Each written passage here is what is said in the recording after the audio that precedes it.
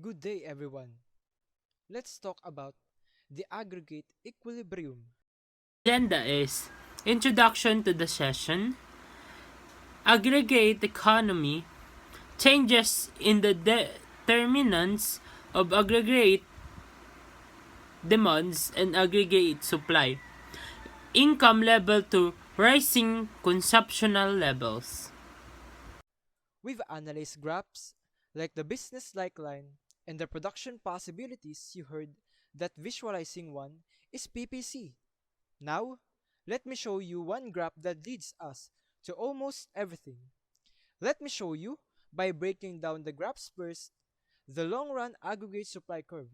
It represents the quantity of real GDP that the economy has the potential to produce with the full equipment or the employment of its available resources.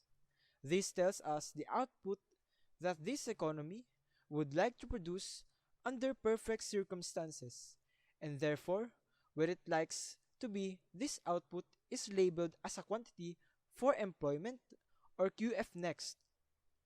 Short run equilibrium at the intersection of the aggregate demand and the short run aggregate supply curves indicates the quantity of a real GDP that the economy is currently producing with the available resources and a current price level.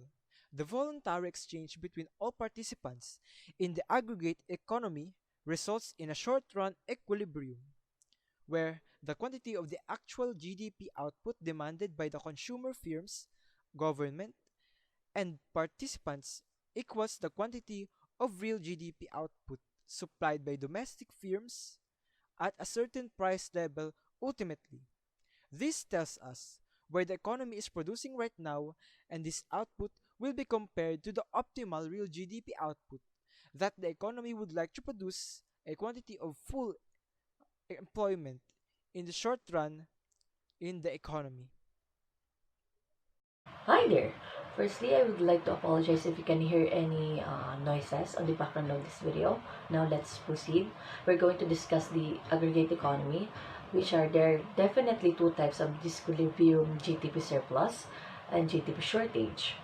When GDP itself, it is the condition in an aggregate economy where price levels have risen too high, causing aggregate quantity supply to be greater than aggregate quantity demanded as slice levels increase in the economy.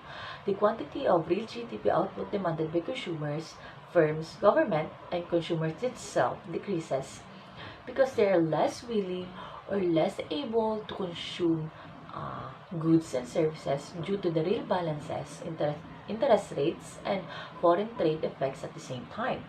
For the domestic firms will increase the quantity of real GDP output supply as they seek to earn greater profits as inflation occurs. The result is a surplus of GDP output in the domestic economy. But the economy should return the equilibrium on its own through natural market forces, with an excess of goods and services firms that will feel the pressure to lower prices in order to avoid the losses of lower prices that will lead to an increase.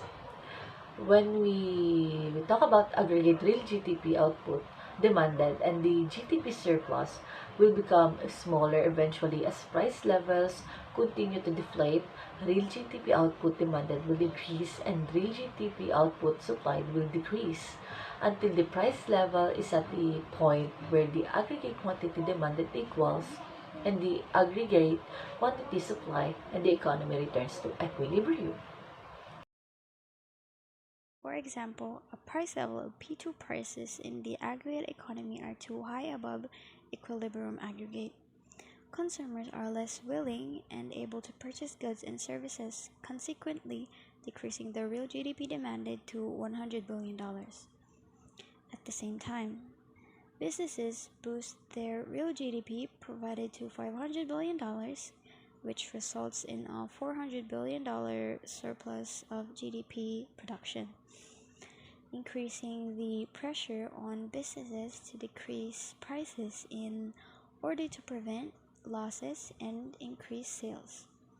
Real GDP demand from consumers will rise to $200 billion, while domestic enterprises would cut down on production, resulting in a $200 billion reduction in the GDP surplus.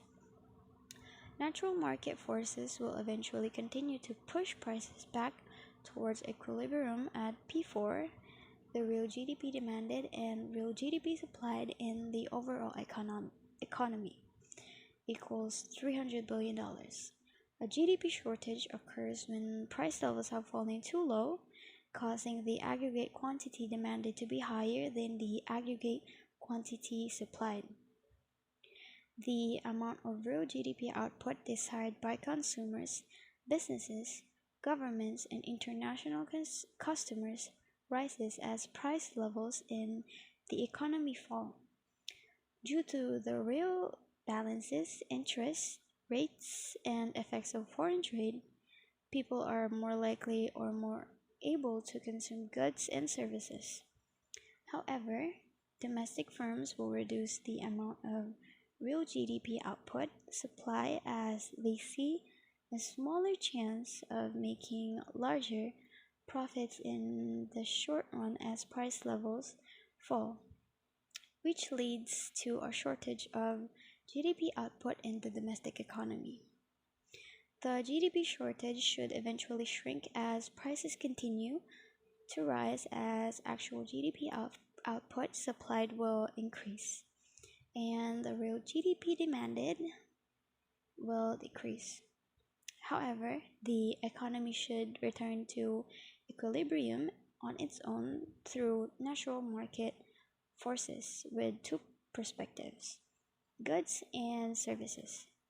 Consumers will feel pressure to pay higher prices in order to purchase economic goods in order to satisfy their utility. Higher prices will lead to an increase in aggregate real GDP output supply. Example. For instance, at the price of 2 pesos, prices are too far below equilibrium, and because of a lesser chance of profits, firms will reduce the real GDP supplies to $200 billion, while at the same time, aggregate consumers across the economy will increase their GDP demanded to $600 billion, leading to a GDP shortage of $400 billion.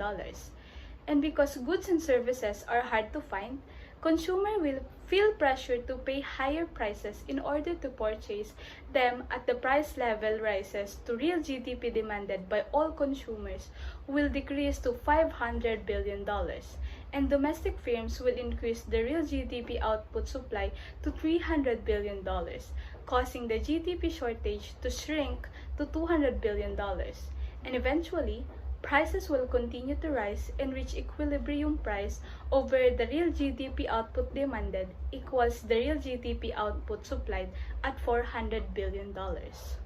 Changes in the determinants of aggregate demand and aggregate supply. It can cause fundamental changes in economic conditions that can create what are known as GDP gaps.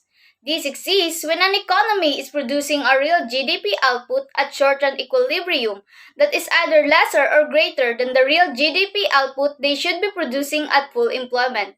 These gaps affect economic conditions for all participants in the aggregate economy, including the unemployment rate, income levels, consumption levels, and the standard of living.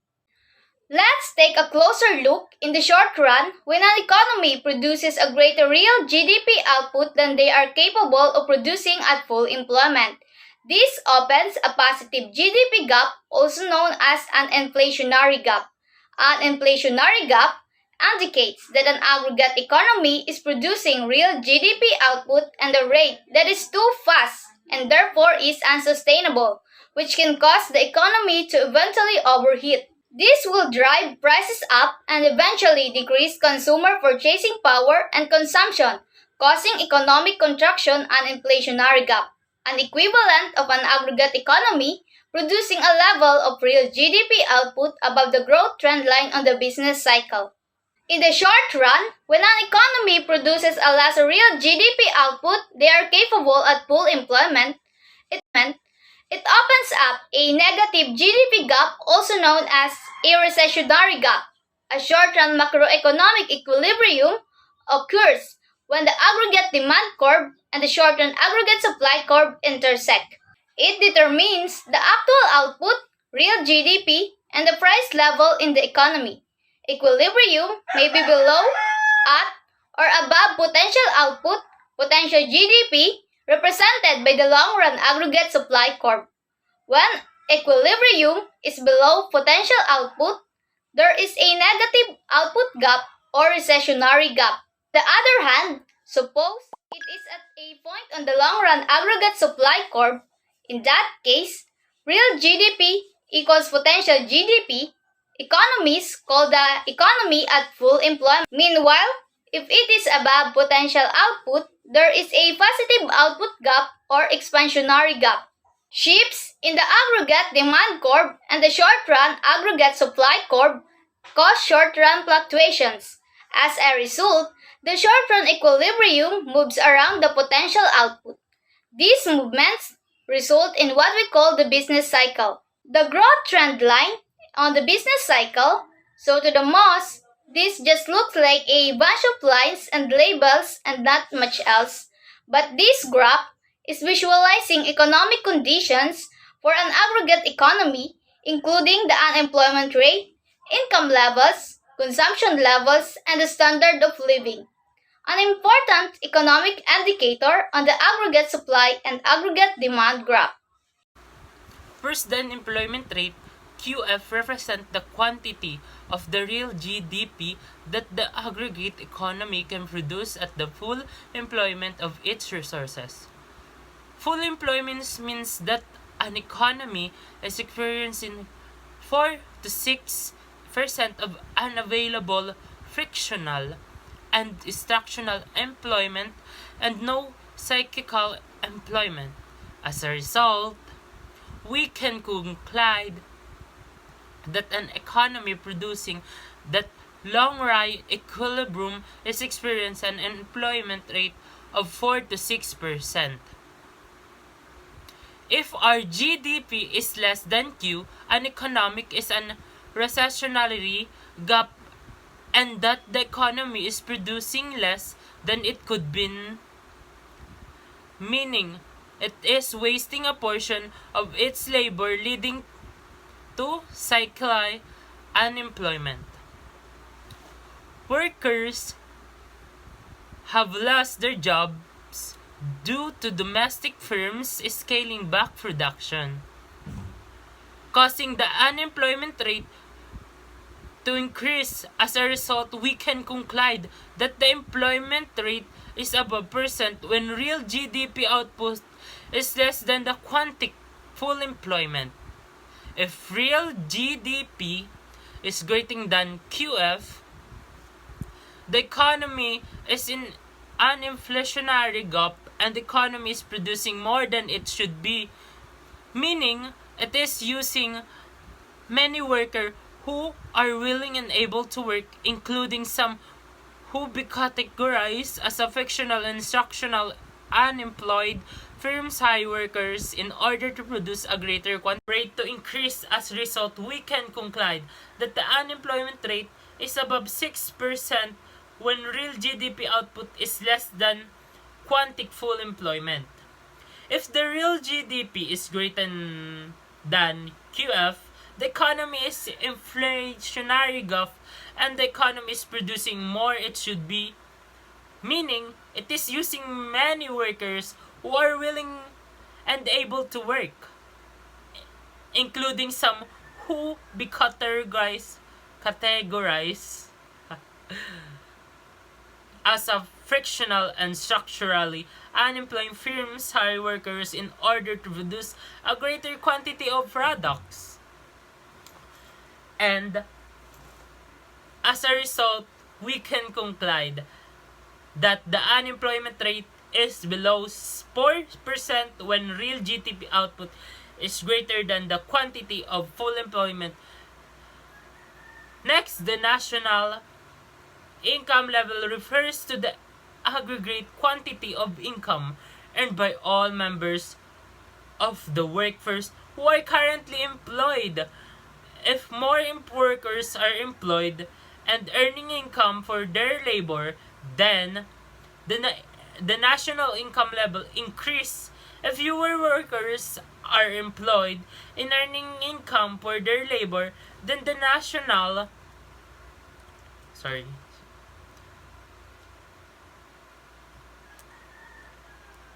the national income level increase if fewer workers are employed in earning income for their labor then the national income level decrease. If the real GDP is less than QF, then the economy is recessionary gap. The economy is producing less than it could be, and the unemployed rate is higher than 6%. As a firm workers, because they are no longer needed to produce products, the unemployment rate increases and the worker are earning less income causing income levels to fall. It is real GDP is greater than if the economy is inflationary gap and the economy is producing more than it should be and the unemployment rate is less than 4%. As a firm high workers because they are needed to produce more products, the unemployment rate decreases and workers are earning greater income. Causing income levels to rising consumption levels can also be determined. Consumption levels refer to the aggregate spending by all domestic consumers who earn disposable income. If more workers are employed and the national income level increase, consumers in the aggregate economy have more disposable income to spend and consumption levels increase, causing consumption levels to rise. Lastly, the standard of living refers to the quality of life in a society, and it is best measured by a nation's real GDP per capita, ceteris paribus. Unless explicitly stated, we can assume that the population size of a country does not change, meaning changes in real GDP output will directly lead to changes in real GDP per capita. Let's practice with GDP guess by using fundamental changes in aggregate supply and demand. Suppose the United States economy is in that long-run equilibrium and Congress reduces income tax rate for all. American consumers will have more disposable income because they pay less in taxes, and consumers will purchase a greater quantity of real GDP output at every price level. This increase in consumer spending that will lead to an increase in aggregate demand in the United States economy. After this fundamental change, the American economy will have a new short-run equilibrium prices that will increase through demand pull inflation and real GDP output that will increase as firms boost aggregate quantity supply to meet increased consumer demand. This new output of production means the United States economy is now experiencing an inflationary gap and producing real GDP at a rate that is greater than its potential.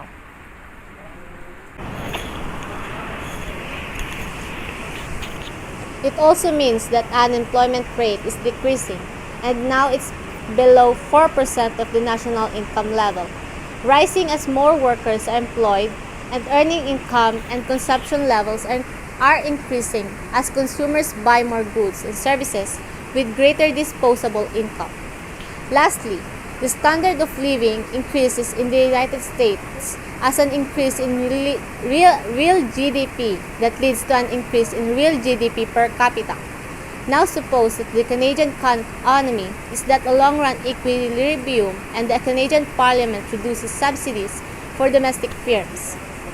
Canadian firms will receive less grant money from the government, making it harder to hire workers and purchase equipment or pay for production costs, leading firms to decrease their equipment or pay for production costs, leading firms to decrease their production levels.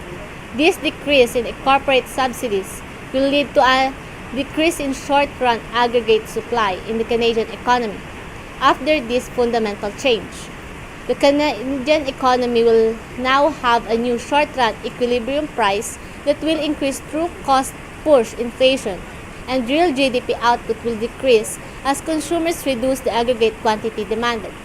After inflation, this new output of production means the Canadian economy is now experiencing a necessary gap and it potentially could produce.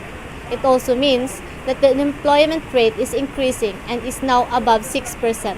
As cyclical unemployment increases, the national income level is falling as fewer workers are employed, and earning income and consumption levels are decreasing as consumers buy fewer economic goods with their decreased income.